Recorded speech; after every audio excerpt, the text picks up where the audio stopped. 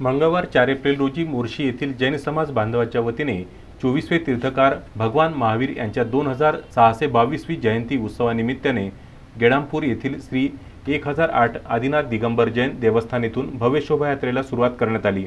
या शोभायात्रेत ट्रॅक्टरवर सजविलेल्या भगवान महावीर यांच्या प्रतिमेचे पूजन व हारार्पण जैन इरिगेशनचे अधिकारी विजय धारीवाल यांच्या शुभ हस्ते करण्यात आले होते। सदरची शोभायात्रा गुजरी बाजार, गांधी चौक, मंत्री मार्केट, जयस्तंभ चौक, गौरशन तसेच भारतीय स्टेट बँक मार्गे रामजी बाबा चौक या मार्गाने शोभायात्रा लेझिम व ढोल ताशाच्या गजरात काढण्यात आली होती। सदर शोभायात्रेत जैन समाजातील महिला पुरुष मोठ्या प्रमाणावर सहभागी झाले होते।